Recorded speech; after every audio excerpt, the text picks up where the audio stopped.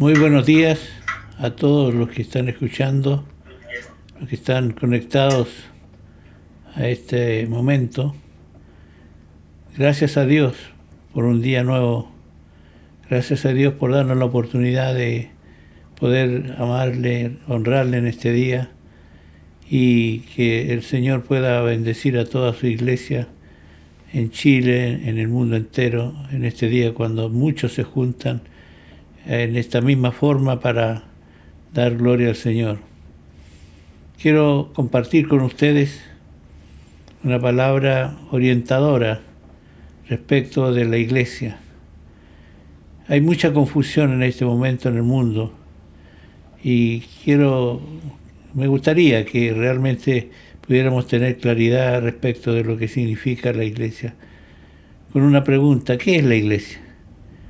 Iglesia no es un club religioso donde se pagan cuotas y se obedecen sus reglas, sino que la iglesia es un conglomerado, un cuerpo de personas comprometidas que han renunciado al pecado y se han unido a Cristo para formar una compañía de gente que ama al Señor y que vive diferente. Para participar de la iglesia como en una institución, para pertenecer a ella, hay que tener ciertos requisitos. Cuando uno va pensando en la iglesia, tiene que entender que para participar de la bendición de ser iglesia del Señor, hay que nacer de nuevo. Esta palabra le quedó grande a un teólogo del tiempo de Jesús llamado Nicodemo, pero es fácil de explicar. Nacer de nuevo es dejar la vida antigua, la vida de pecado, volverse al Señor y empezar a vivir una nueva forma de vida a través del arrepentimiento, del perdón de pecados y del bautismo, que tiene un significado muy importante. El Nuevo Testamento habla de Cristo como la cabeza de la iglesia, porque si hay un cuerpo tiene que haber una cabeza. No hay cabeza sin cuerpo ni cuerpo sin cabeza. En la Escritura hay varias menciones de esto, especialmente las cartas del apóstol Pablo nos orientan muy bien respecto de lo que la iglesia es en sí, valiéndose de algunas características. Cuando uno se entrega a Cristo y realmente está arrepentido, se bautiza, el Señor pone un espíritu nuevo dentro de nosotros y nos hace reconocer a Cristo como la cabeza de la iglesia. Y Jesús, estando en la tierra, él mismo dijo lo que significaba la iglesia. Vamos a leer un texto que está en las Escrituras, Mateo 16, versículo 18. En realidad está en un contexto bien interesante, porque Jesús, al llegar a la región de Cesarea de Filipo, le pregunta a los discípulos: ¿quién dice la gente que es el Hijo del Hombre? O sea, refiriéndose al mismo. Ellos dijeron, algunos dicen que eres Juan el Bautista, otros que eres Elías y otros Jeremías o alguno de los profetas. Jesús les pregunta a ellos: ¿quién dicen ustedes que soy yo? Y yo creo que los dejó marcando ocupados, como decimos, pero de repente Pedro dice: tú eres el Cristo, el Hijo del Dios viviente. Y Jesús se apresura a aclarar con Pedro y los demás: esto no te lo reveló sangre ni carne, sino mi Padre que está en los cielos.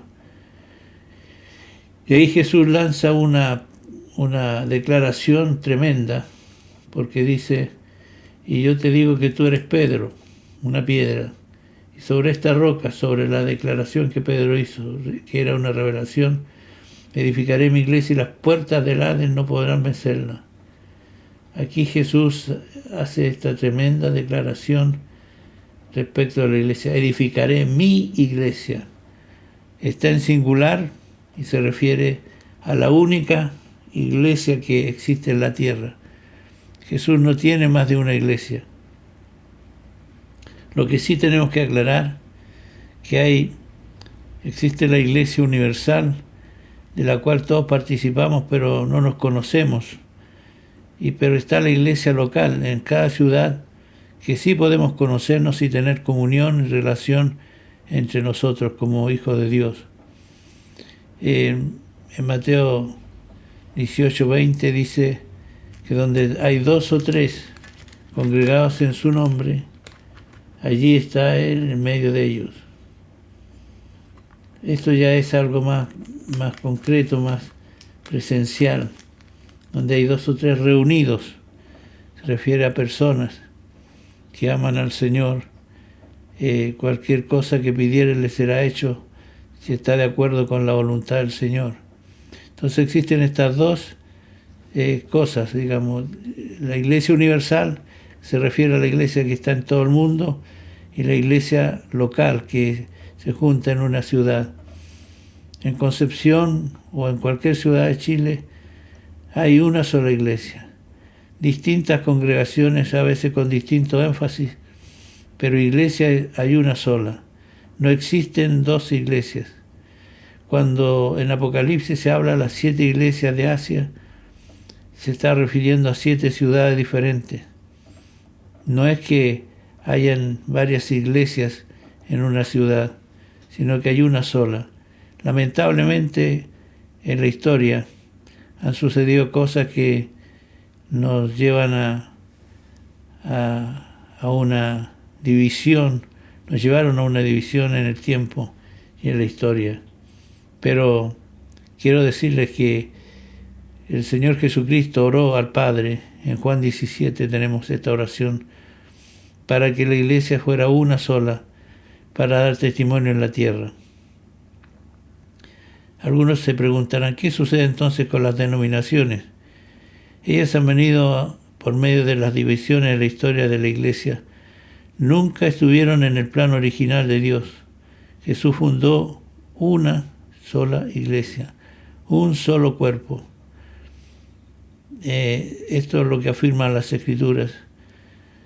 Y todos los que vienen a Cristo y se entregan a Él pasan a formar parte de esta iglesia, de la única iglesia. Su fidelidad debe ser en primer lugar a Cristo y a la iglesia de Cristo, luego a la iglesia local donde cada uno vive, participa. Tenemos que abrir nuestro corazón a todos los cristianos en una ciudad, porque aunque no sean del mismo rebaño, de la misma congregación, eso no significa que no sean de la misma iglesia. Es evidente, está muy claro que hay énfasis muy diferentes en formas de liturgia, pero eso es un detalle secundario. Cuando uno se encuentra con otro cristiano, a veces surgen estas preguntas: ¿de qué iglesia es usted? Cuando a mí me hacen esta pregunta, yo le pregunto: ¿cuántas iglesias vino a formar Jesús a la tierra? La respuesta es obvia, una sola. Entonces, somos de la misma iglesia, con distintos énfasis, con distintas formas de liturgia y todo aquello, pero lo de fondo, el hecho de ser de Cristo, de haber sido redimido por su sangre, de estar participando con Él en esta maravillosa experiencia, nos hace partícipes de la misma iglesia. La relación personal con el Señor es muy importante, pero aquí estamos viendo también que es muy importante la comunión con la familia de Dios, el vivir y caminar juntos, el tener esta relación de hermanos, nos hace vivir una experiencia singular, porque qué bueno es que podamos apoyarnos el uno en el otro para vivir en este mundo que tiene tantas situaciones conflictivas. Hay dentro de ese mundo turbado, lleno de oscuridad, hay un pueblo que ha nacido por Cristo Jesús y que camina en esta tierra en el mismo tiempo que los demás, pero no en la misma experiencia. Cuando alguien menciona la palabra iglesia, ¿En qué piensas tú? ¿El acto monótono de asistir a algún lugar de adoración mientras que otros se deleitan y se divierten? ¿Cantar himnos monótonos o escuchar aburridos sermones? Prepárate porque vas a vivir un pensamiento totalmente diferente. La iglesia real no se parece nada a esto. En primer lugar, la iglesia es en sí un mandamiento, no de ir a la iglesia, sino de ser iglesia. Nosotros no vamos a la iglesia, sino somos la iglesia. Esta es la cosa más exigente y satisfactoria que tú podrías haber escuchado antes o experimentado. Cuando tú puedas explorar lo que significa todo esto, nunca más querrás salir de allí si es que estás en la iglesia del Señor.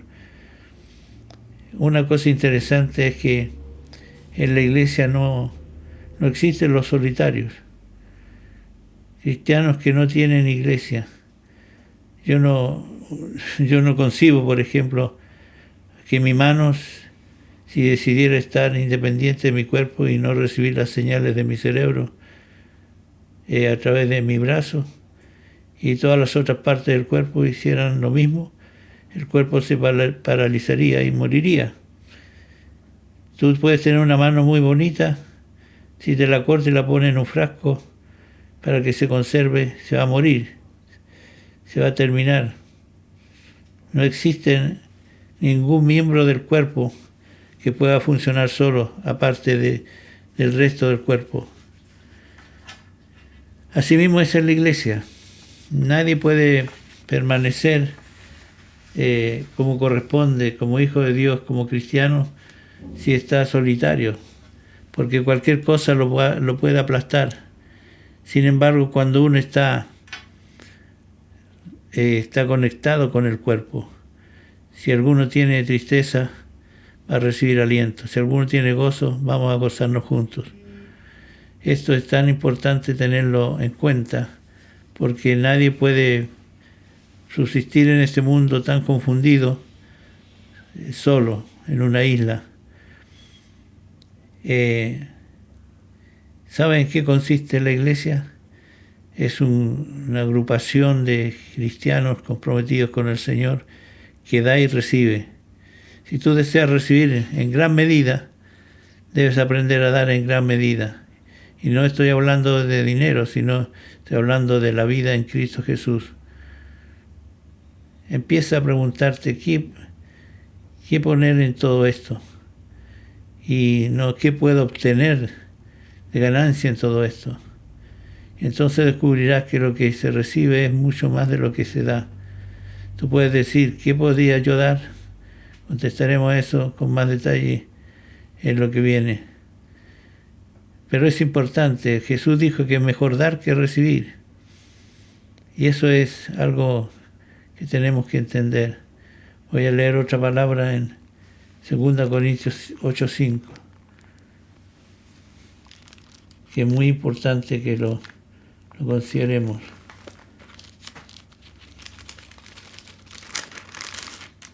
Segunda Corintios 8:5. E hicieron más de lo que esperábamos, pues primeramente se entregaron al Señor y luego a nosotros por la voluntad de Dios. Cuando se va a ayudar a alguien, cuando se tiene presente que hay gente que necesita, si uno pone algo, el Señor lo multiplica.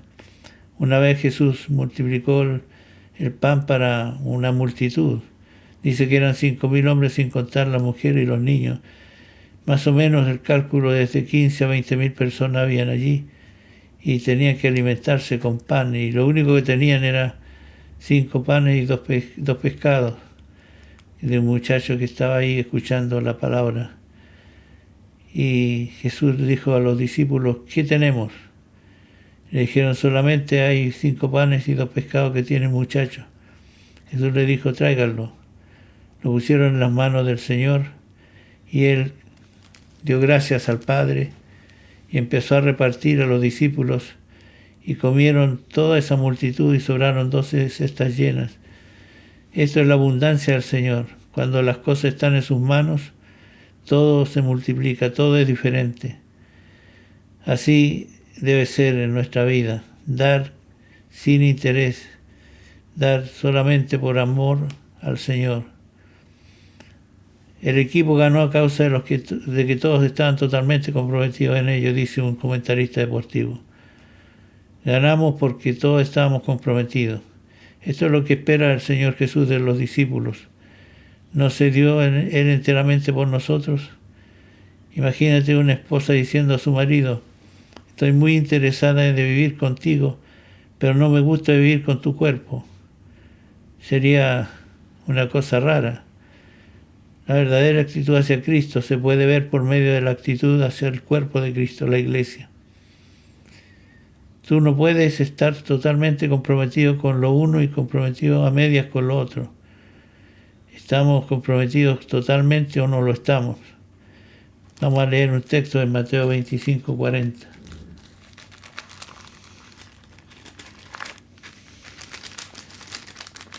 En los evangelios está lo que Jesús enseñó y es muy importante que lo tengamos en cuenta. Dice Mateo 25, 40.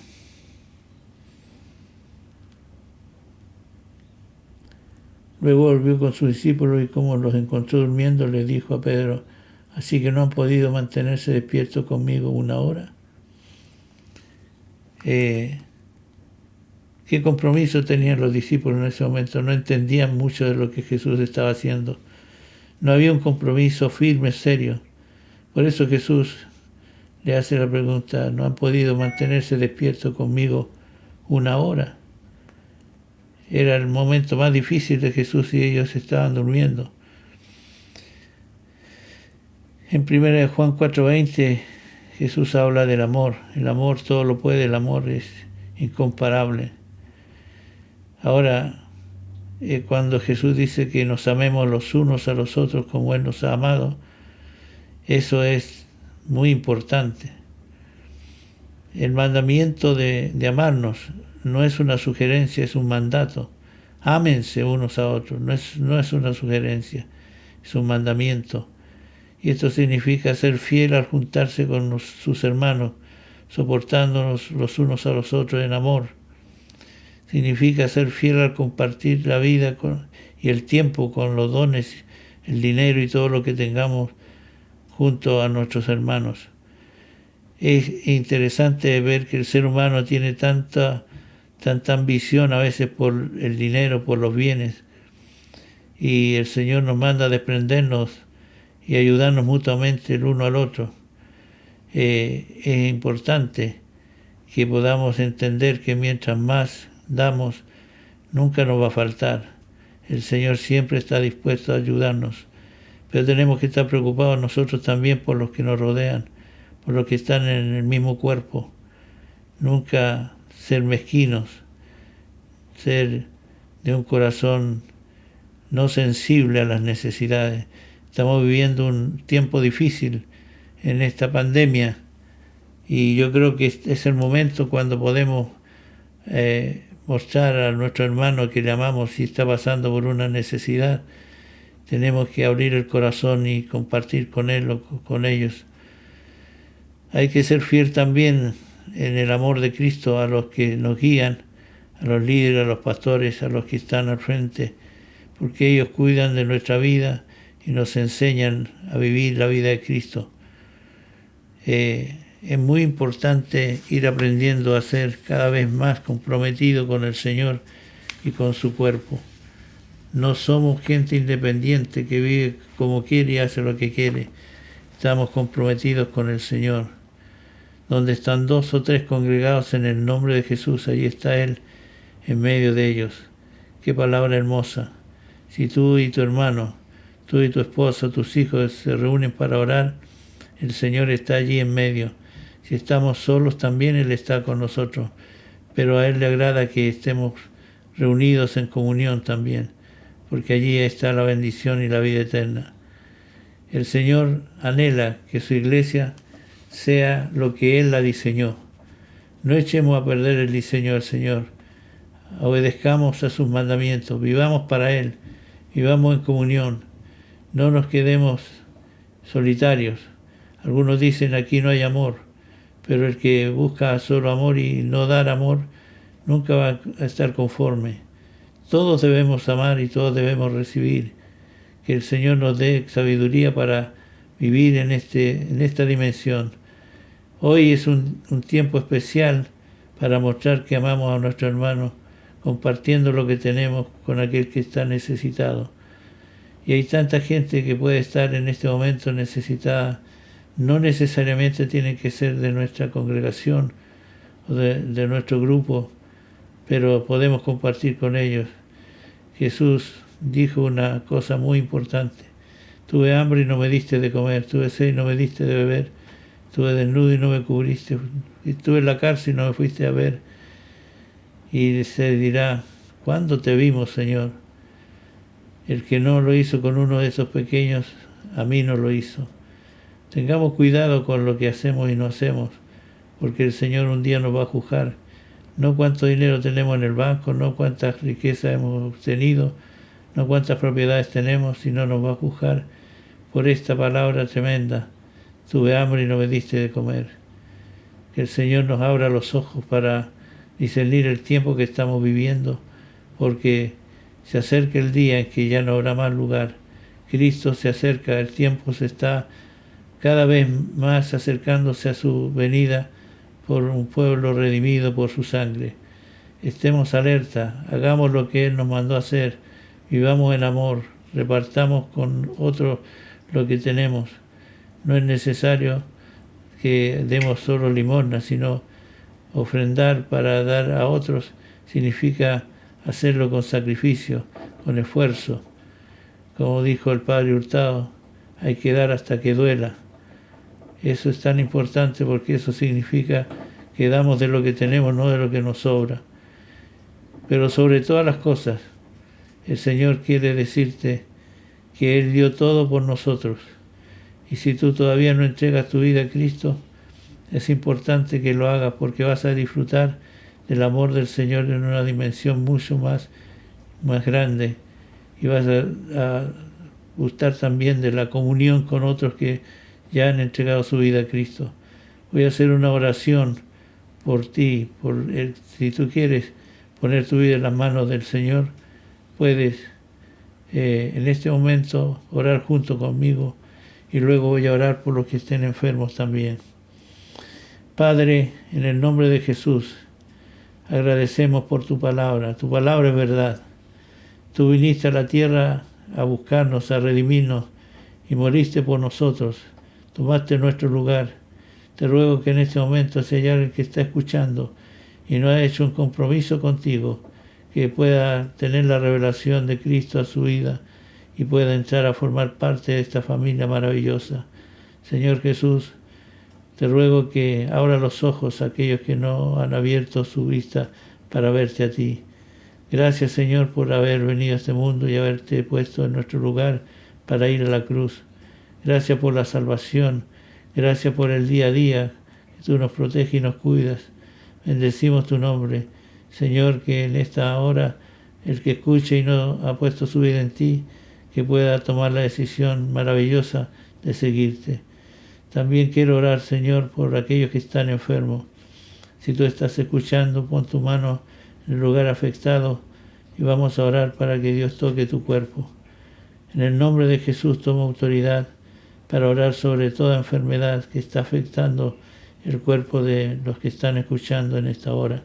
En el nombre de Jesús, toda enfermedad la pongo en tus manos, Señor, para que sea quitada del cuerpo de las personas afectadas. Rechazo, Señor, en tu nombre todo mal, y en tu nombre tomo autoridad sobre toda enfermedad, cualquiera sea su origen, y declaro la salud y la vida de Cristo. En el nombre de Jesús, reciban salud de Cristo, vida de Cristo en esta hora. Que el Espíritu Santo esté tocando tu cuerpo y sientas el poder de Dios sobre tu vida. En el nombre glorioso de Jesús, muchas gracias, Señor. A ti sea la honra y la gloria para siempre. Amén.